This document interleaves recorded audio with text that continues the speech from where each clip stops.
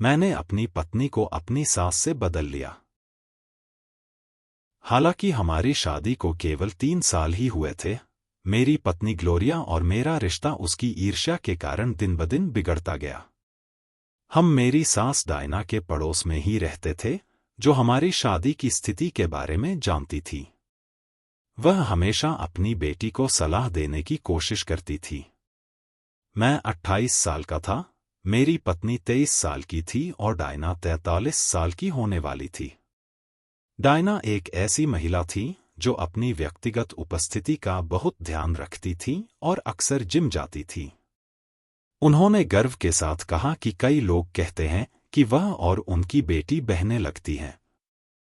एक दोपहर हम तीनों मेरे घर पर थे जब ग्लोरिया ने बहस शुरू कर दी, जिसमें मैं भाग नहीं लेना चाहता था।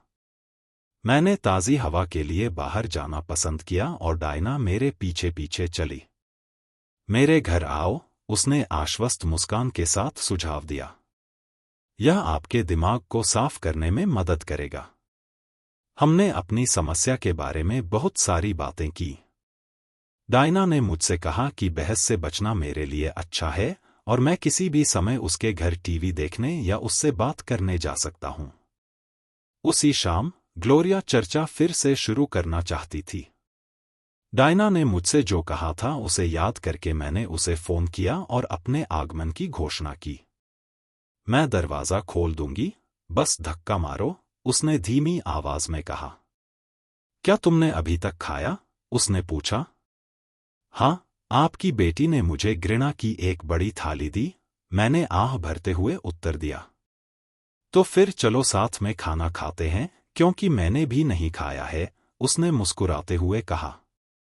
यह लीजिए, उसने मेज पर व्हिस्की की एक बोतल रखते हुए कहा, ताकि घृणा से खाना खराब न हो जाए। डायना एक उत्कृष्ट रसोइया थी। उसने एक स्वादिष्ट रात्रिभोज और 2 गिलास व्हिस्की परोसी। जब हमने खाना खत्म कर लिया तो हम भोजन कक्ष में बैठकर अपने पेय का आनंद ले रहे थे। डायना ने सहजता से हमारा चश्मा दोबारा भर दिया। बातचीत का अनिवार्य विषय ग्लोरिया के साथ मेरी समस्याएं थी। क्या हम विषय बदल सकते हैं? मैंने अंततः पूछा। मैं अब इसे अपने चेहरे पर नहीं रगड़ना पसंद करूंगा। बेशक, उसने सहानुभूतिपूर्ण दृष्टि से उत्तर दिया। हमने उसके बारे में बात शुरू करने तक अन्य चीजों के बारे में बात करना शुरू कर दिया। वह अपने अकेलेपन के बारे में मुझसे बात करते हुए भावुक हो गई और उसे यह देखकर कितना दुख हुआ कि कैसे लोग उसकी बेटी की तरह अपने साथियों की सराहना नहीं करते। उसने कहा, काश मेरे साथ कोई ऐसा होता जिसके साथ मैं अपने समय का आनंद उठा सकूं। उसकी आंखें भावनाओं से घिर गईं। मेरे आंसू माफ कर दो, उसने मुझसे दूसरा गिलास डालने के लिए कहते हुए कहा।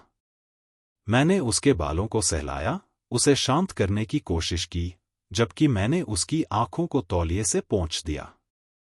हम उसके अकेलेपन के बारे में तब तक बात करते रहे जब तक कि वह इसे बर्दाश्त नहीं कर सकी और सांत्वना के लिए मेरे सीने में बैठकर रोने लगी। हमारे शरीर एक दूसरे के करीब आ गए, जिससे मुझे उसके रूप को उसकी संपूर्ण महिमा में महसूस करने का मौका मिला। मैंने उस भावना को छिपाने की कोशिश की जो मेरे स्तनों पर उसके स्तनों के एहसास ने मुझ में पैदा की थी, लेकिन थोड़ी सी हलचल के साथ वह अपने शरीर के निचले हिस्से को करीब ले आई और उसका मुंह मेरे मुंह को ढूंढने लगा। हम जोश से भरे एक लंबे चुंबन में शामिल हो गए। बोलने की जरूरत ही नहीं पड़ी, मैं भी उसे चाहता था। हमने फिर से चूमा, जबकि मैंने उसके स्तनों को सहलाने के लिए उसके ब्लाउज के बटन खोल दिए, जिससे उसकी उम्र के बावजूद कोई कमी नहीं रह गई थी। वे छोटे थे लेकिन गुरुत्वाकर्षण को चुनौती देते हुए सुगठित थे। मैंने उन्हें भक्तिभाव से चूमा, जैसे कि वे नाजुक हों, उन्हें नुकसान पहुंचाने के डर से। बदले में उसने मुझे निर्वस्त्र करने के लिए वह सब कुछ किया जो वह कर सकती थी। मैं तुम्हें हमेशा से चाहती थी, वह फुसफुसा कर मेरा हाथ पकड़कर अपने कमरे में ले गई। भावना परस्पर थी। सम्मान के कारण मैंने पहले अपने विचार व्यक्त करने का साहस नहीं किया था। जैसे ही हमारे कपड़े फर्श पर गिरे, हमने फिर से चुंबन किया।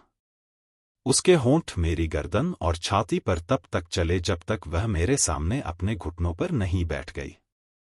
बिस्तर पर लेटे हुए हम दोनों के मन में दबी हुई सारी भावनाएं बाहर आ गईं।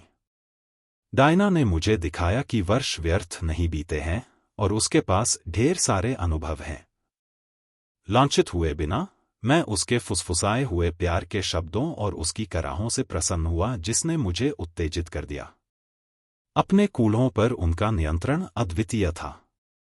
हम जुनून के काल्पनिक संगीत पर भावपूर्ण नृत्य करते हुए एक दूसरे में पिघल जाते हैं। हमारी चाहत के आपसी विस्फोट के बाद शराब की मदद से हम एक दूसरे की बाहों में सो गए। अगली सुबह उसने मुझे चूम कर उठाया। क्या कल रात शराब के नशे में थी या क्या सचमुच तुम्हारे मन में मेरे लिए भावनाएं हैं? उसने प्यार से पूछा। मैंने उसे फिर से चुंबनों से ढक दिया, उसे फिर से अपना बना लिया और फिर पूछा, एक गिलास व्हिस्की के बिना तुम्हें इसका स्वाद कैसा लगेगा? मेरे लिए इसका स्वाद प्यार जैसा था, उसने मुस्कुराते हुए उत्तर दिया। आखिरकार मैंने ग्लोरिया को उसकी मां के साथ रहने के लिए तलाक दे दिया। अगर आपको यह पसंद आया तो लाइक करें और सब्सक्राइब करें, इससे हमें बहुत मदद मिलेगी। यदि आप समय बिताने के लिए किसी की तलाश कर रहे हैं तो हमें अपनी फोटो और आपसे संपर्क करने का तरीका छोड़ें। नीचे विवरण में हम आपको अपना ईमेल पता छोड़ देंगे। और आपकी कहानी क्या है?